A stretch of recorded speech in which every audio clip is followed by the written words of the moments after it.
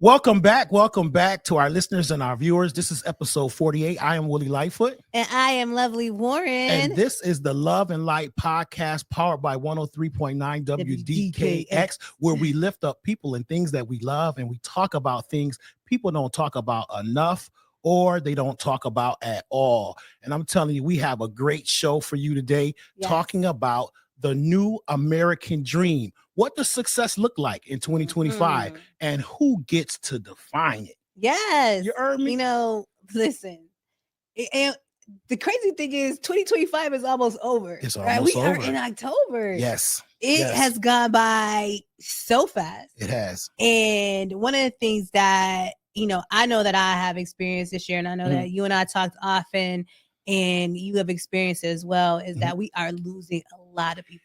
Young people. Yes. Young people, not just to violence and other things like that, but people are dying of cancer, of diabetes, of, so many illnesses, and they are young, like people that are our age. Yes. And so we have got to, if you haven't had your mammogram, if you haven't had your prostate checked, if you haven't done those things that you've done your annual physical, we are encouraging people to do that. Today, as our love lifting segment, we want to recognize the life of D'Angelo, who ended up passing away yesterday of cancer, 51 years old. And young man, your age, right? Well, I'm 53, so I'm a couple of years older than him, but that's a young man. I mean, people are living well into their hundreds now, with modern day medicine and things of that nature. So definitely, and his contribution to the world, oh my God, to music, to the world, yes, and it is, I saw yesterday. Just a tribute because his ex-wife was Angie Stone. Yeah, right. And she passed too this year. Angie passed this year in a car accident. Yeah. And then just yesterday or the day before yesterday when we were off, I was watching Black Panther. Chaz Bowman passed away a couple years ago of cancer. So it's just, we're just encouraging our listeners to make sure you're going to the doctor, you're getting your annual checkups, you're doing the things that you need to do, because so many people are, and families are being affected by this. And I'm going to say this because I think that's important, so if you don't have insurance, you need to look at getting insurance. Yes, absolutely. For term life insurance, it's a lot cheaper than whole life. But find you a provider. You hear about it on the news and all that. Be prepared. Yes. Don't leave your family. We're going to come back one day and do a whole show on that, on not only insurance, but healthcare proxies, power of attorneys, will, all of that stuff. People need that. But we want to, definitely send our shout outs, rest in peace, King, to tribute to D'Angelo, his legacy for that soulful vulnerability in his genre, in that jazz, pop, neo soul genre that he was in, influencing our modern culture. Of course, and we send shout outs and we just say blessings and peace to his family, and our prayers are out to his family, of course. But the new American dream, what does success look like in 2025 and who gets to define it? The Love and Light podcast, episode 48. Last show, we talked about what's going on federally. Of course, we see there's so much going on in our country. It's hard to keep up with. It's hard to keep up with. Every day we got changes. So when we talk about the American dream, traditionally, when you talk about the American dream, it meant financial stability, home ownership, upward mobility through hard work. 2025 shift. It now includes emotional wellness, creative freedom, and social impact. When we talk about the baby boomers to the Z's now, what would you say? What did success mean, do you think, to like our family, our grandparents, and then what does it mean to you? So I think that, to me, my grandparents and our parents, it was really owning a home. Right. If I think, my grandparents were sharecroppers in South Carolina, and I just always remember my grandfather talking about owning property. Right. And so when he was finally able to own property, that was the thing that made him feel the most like a man. right? So owning a home, like we talk about for the baby boomers, maybe even going to college, being like the first. Yeah, because in that day and so time, people my didn't go to mom's school. generation, and her sisters, my Aunt Lovely, who I'm named after, was the first to go to college, and then successively every person after her, most of us, even grandchildren, went to college and all that, and so that was success. But who was defining it at that time? Who do you think was defining what success looked like for those baby boomers? Well, I think that it was, culture. Yeah. It was culture. It was the community that defined that.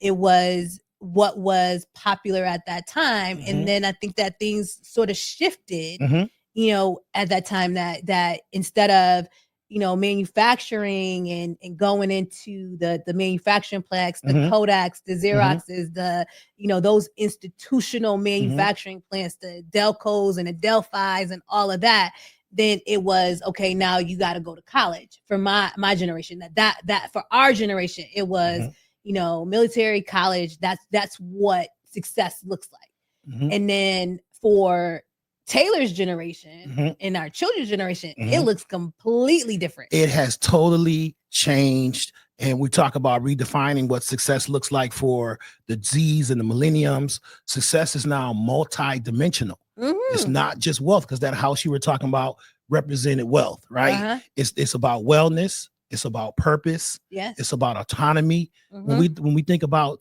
the voices of today, with using the internet streamers and like Kai Kane, am I saying his name right?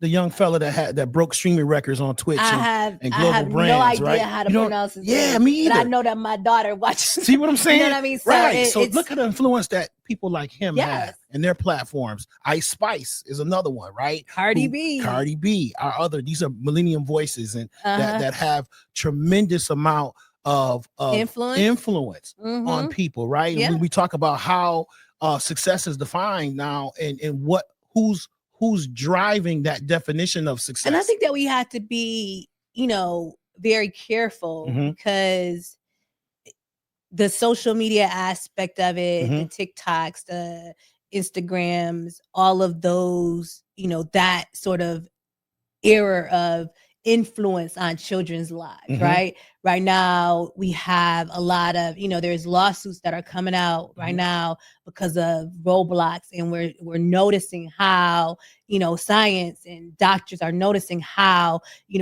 putting children in front of a iPad or in front of the phone, how it is really affecting their ability to communicate, ability to connect with people. And so, I think that people think that success is defined that way. Oh, I can provide my kid with the latest technology, the latest video games, the latest iPads, the latest phone, whatever, that defines me and my children being successful. But what we're finding is that socially it's having a huge negative impact on families.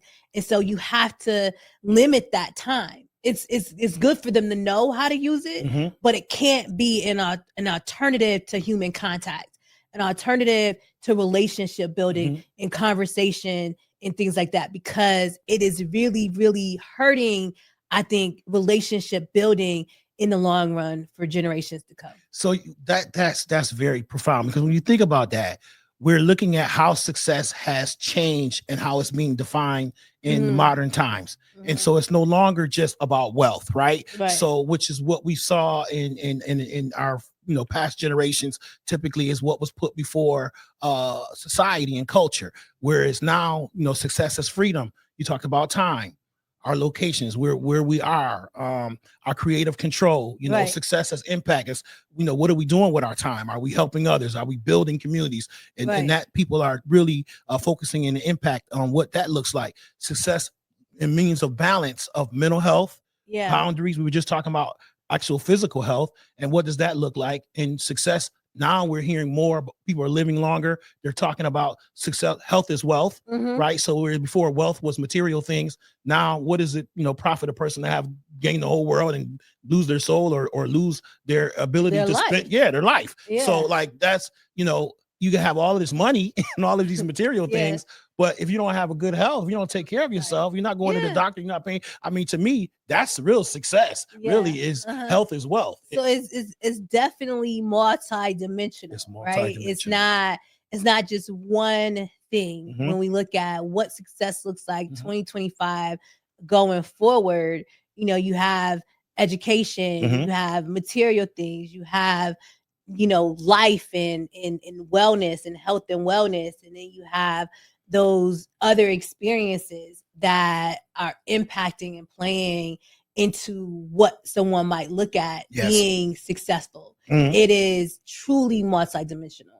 Episode 48, the Love and Light podcast, the American dream. When we talk about who gets to define it, the power to define this success, as you mentioned before, is oftentimes now shaped by media, culture, race, class, access. Which is interesting. You know, when I think about, I was just watching, I can't remember one of the news shows, and they were just talking. You were watching an actual news show, like on television. Yes. Right, like which is you know, which people don't hardly do no more. They don't read the paper, don't watch actual news on TV. You know? So I think it was MSNBC, but what they were talking about was the shift in media personalities, what's being reported out, what media is picking up as news, right?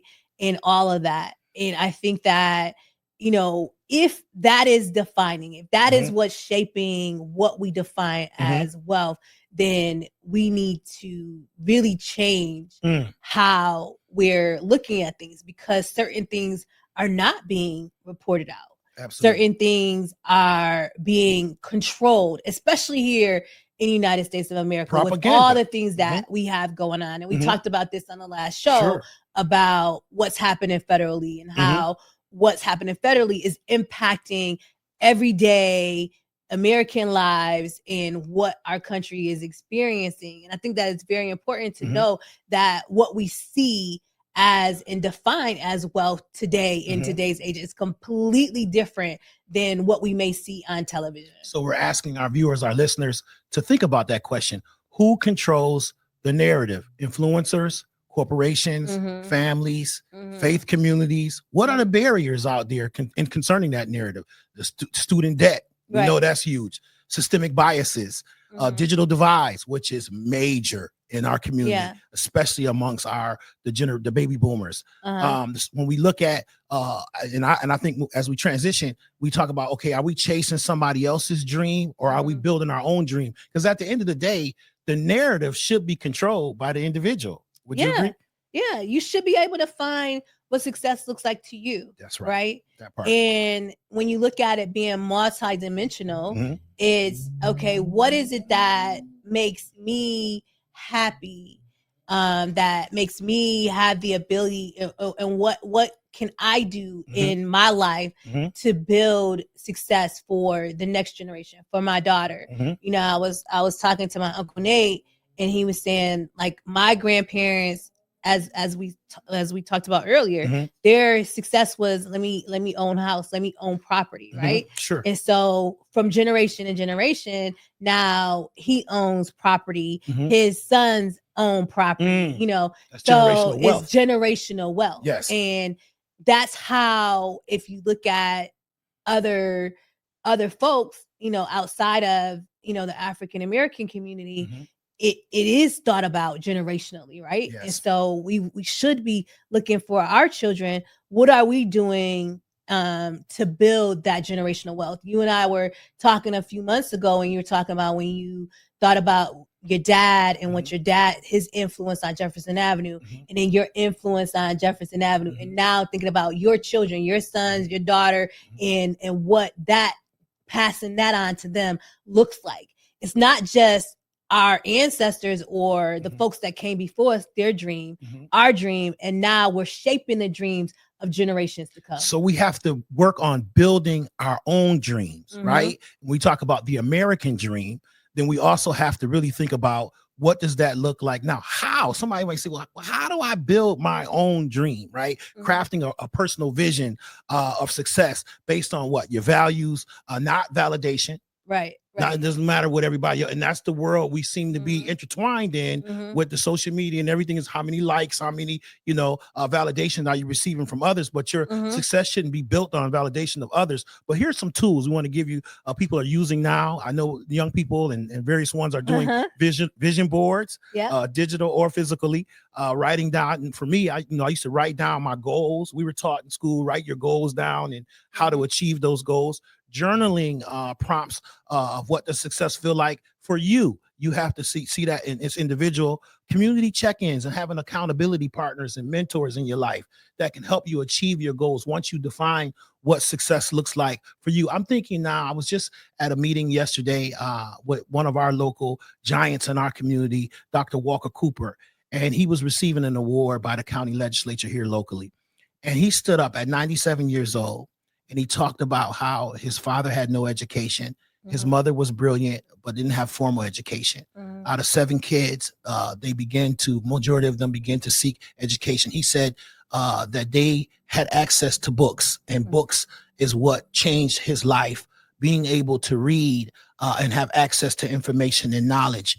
And how he said, we have to do a better job in our educational system and in our families. He says it all starts in the family, period. He says, and basically we have to equip our family with the information that they need in order for them to be successful. He said, especially when it comes to African-American and brown people, especially African-Americans, we said, where else can you go? Like, you can't go to a Jewish synagogue and not be taught Jewish culture. He said, but we go into African-American churches and we're not taught African-American culture. And so I said, it was like, whoa. I was like, wow. So when we talk about what success looked like, and when we bring it all the way back to the American dream and how we as a people of color started in this community, that's why we asked the first question I asked you, what did you think success looked like for your grandparents, for the baby boomers? And then what does it look like for you? We may not have books in every home, but people have phones and Google and YouTube and the internet and AI and more information than we've ever had before. But when we talk about redefining success, some would argue that we as a people may not be as successful as we should be. Well, that's what considering the information. The data says that our children's children will not be as successful as we are. That's what the data shows.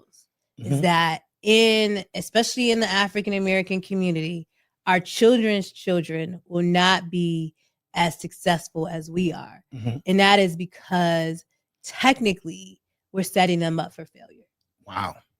And if we don't change our ways and how we're doing things, we're setting up the generations to come for failure and setting things back to a time. And we see that, right? We do. We see it real time. Yes. And I think that what I want our listeners to think about is, what should we be doing as a community to change the paradigm and to shift the paradigm so that our children's children are not set back to a place where our ancestors fought so hard for us to come from.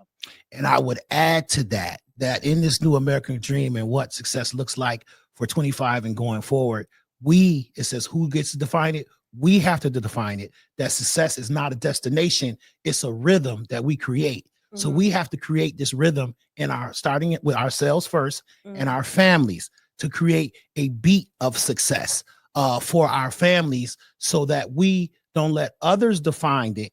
We define it. But if we don't even have the conversation like we have in the day with ourselves and or our families, like the Bible says, where there's no vision, the people perish. So if you've never thought about what success looks like for you, and then what are the goals and what is the road map to get to that place, and then how do you create through those vision boards, through that journaling, through the mentoring that you are receiving or seeking out, to those mentors and those people in your lives who are going to help you to achieve your goals in life of what success looks like, then we're doing a disservice to our families. Yeah, we are. We are definitely doing a disservice. This is 11 Light Podcast, powered by 103.9 WDKX. We want to thank all our dedicated listeners, our faithful podcast listeners. We appreciate you all.